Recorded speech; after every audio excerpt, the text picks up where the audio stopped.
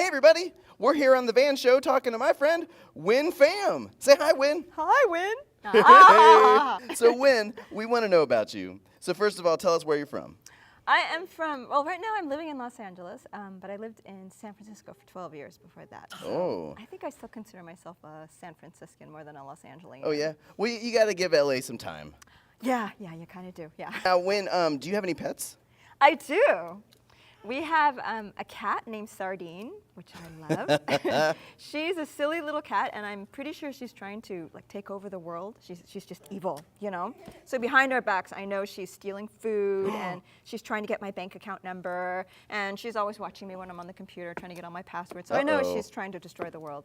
And then we have a fish that technically ate another fish, so we call him Two Fish, but his name is Lightsaber. So, yeah, kind of carnivorous fish. Now, Win, you are both an author and an illustrator, is that right? Yeah.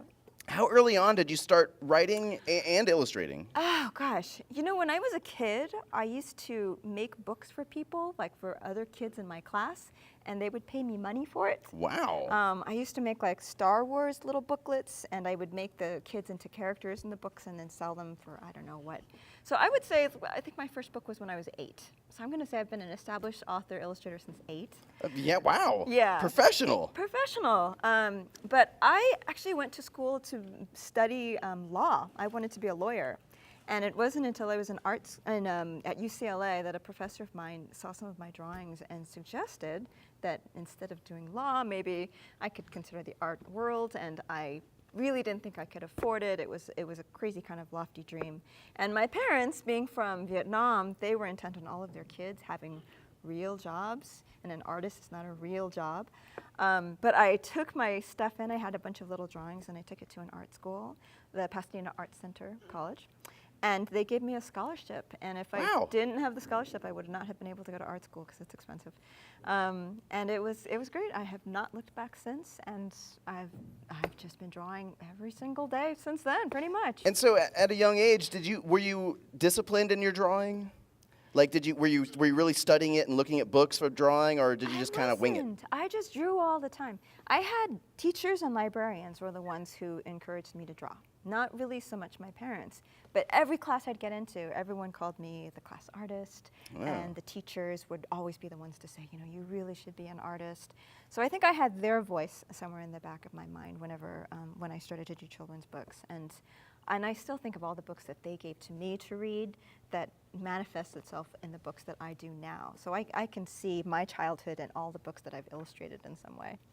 And you've not only worked in books, but you've also worked in the movies, is that right? I have. I worked, when I first got out of art school, I worked at DreamWorks Animation when it was a brand new company. So I worked on their first movie, The Prince of Egypt, and I worked on Spirit, the story about the horse. Yeah. And El Dorado, and I did layout designs. It means that I would design the backgrounds, the drawings of the buildings and the scenery in the background, and I would set where the character was supposed to go. So you had to be a really good draftsman to do that. Yeah, I wasn't an animator, yeah. So like in that kind of animation, you do the background, and then somebody else does paints the character on a clear sheet, is that right? Yeah, so I will draw the character in one pose and another pose, and then the animator takes those drawings and they draw all the things in between that. Oh, what do they call those, key frames? I'm not the keyframer, because the keyframer gets to take my crummy little drawing and makes a nice drawing out of it. So, yeah. Very cool. So it's almost like storyboarding, is that right? It's a little bit like storyboarding, yeah.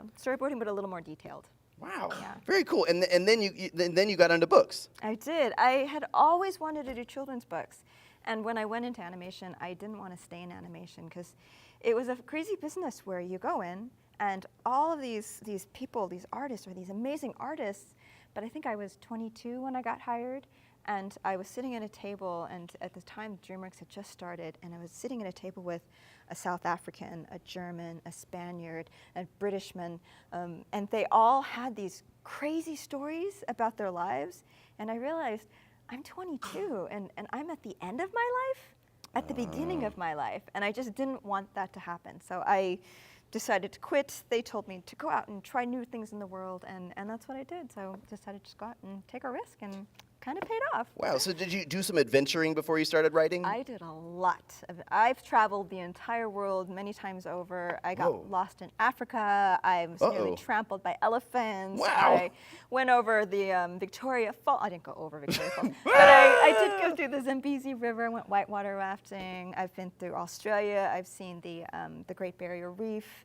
I've been to China. I've just been all over the world. I haven't been to Antarctica. I'm still got to make my way there somehow. So you hit all the continents. I hit most of the continents, yeah. Wow, that's amazing. So do you use any of your world travels in your books? Every single time.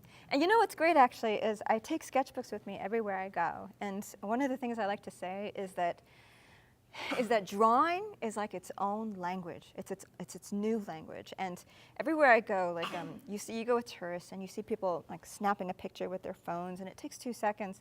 And I never take a camera. I take my sketchbook with me. And everywhere I go, I'll sit and I'll draw what I see in front of me. And inevitably, someone from nearby will come. Little kids who are selling water or something will want to come and sit next to me. They won't speak English. I won't speak their language. But I'll sit and do a drawing for them. And they'll do a drawing for me, and back and forth. And suddenly, I've made a friend with someone who I would have never met had I just pulled out my phone and snapped a picture like that. Wow. Yeah. Yeah, take a little more time. Yeah. Be a little more selective about the things you're drawing as Very opposed much. to snapping photos. Yeah. How cool! And so you brought a book with you today, I did. and now this is a Elephant and Piggy reader? Is that right? It's an elephant. So you guys are all familiar with the Elephant and Piggy series. So Elephant and Piggy is done by Mo Willems. He's an awesome, awesome writer and illustrator. And he started to get some of his friends together to make along the lines of the Elephant and Piggy dialogue series. So I think mine is the 5th book in this series. I might be wrong on that, 4th or 5th. And mine's called The Itchy Book, and it's introduced by Elephant and Piggy, of course. And they come in and give their little shtick at the beginning. And then I come in with the story called The Itchy Book, and it's basically a book about dinosaurs who are told from the very first page, from the get-go, dinosaurs do not scratch. And it's a rule written in stone, so you can't break it. Literally written in stone. No scritching. And that's it. And it started because when I was on the phone trying to figure out what to do, you know, my sons were coming into the room, and they always have scratching problems. And my son Leo, he hates those tags, you know, on the back of your shirt. Have you felt those? Yeah. And they're just shirt really tags. itchy. Yeah. So he would come in and itch it, and I would tell him not to itch it. And then my youngest son would always have Band-Aids on his knees, and he always wanted to scratch that. And I'd say, no, don't scratch it, because you're going to spread the germs. I don't know if that's true. I like to say it. But so that's where the Itchy Book came from. And then I just kept thinking of all the things that make you itch. And there's a lot. There's a lot of things that'll make you itchy. So Now, that's kind of the do we ever find out the reason why dinosaurs can't scratch? Yes. Oh, but we don't want to give it away, I guess. No. You'll have to read the book. All right, there you go. Cliffhanger.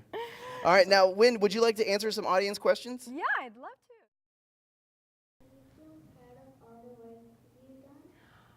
to. You Wow, know, good question. I am so happy that teacher at UCLA said you should go to a different school. I think every single day of my life that I'm like the luckiest person with the best job in the world. And I think back of all the people who said, you can't do it, you shouldn't do it, oh, it's too risky. And I think I'm so glad I didn't listen to you guys, because my life is so happy now, and it's great to be able to wake up and do what you love doing and feel great about it. So yes, I'm super proud. Thank you. That's wonderful. I do. I've got a few books that I have sort of in mind. Yay! There might be a sequel to the Itchy Book called The Kindness Book. I'm thinking about it, about being kind, finding ways to be kind. There's a bunch of ideas. I might do another graphic novel, but about my own life, possibly. I don't know. We'll see. And I've just got a bunch of little picture book ideas that are great. Yeah, it could be like a graphic novel about traveling the world. How exciting! I'm working on that one. Yeah. Ooh, great question. I don't think I have a favorite one to draw, you know? Like every time kids come up and I sign their books, I'll ask them, do you want me to draw you an animal? And they come up with the craziest animal ideas. I think even today I had a stingray, and then I had a peregrine falcon, Wow. and I've had, what are those narwhals? Oh, like yeah. Just it's like as if they're trying to stump me in some way. Like, what's the deal with that? But I don't think I failed yet, so I'm okay. There you go. What's your favorite animal? My favorite animal of all time. I love elephants. I gotta say, elephants are really awesome. Even though they tried to stampede you? Yeah. I actually have a lot of great elephant facts. So if you ever come up and you know you're going to Africa, I'll give you all the advice you need to know about what to do if you confront an elephant, because there's a lot to know. Here we go. Goodbye. Oh,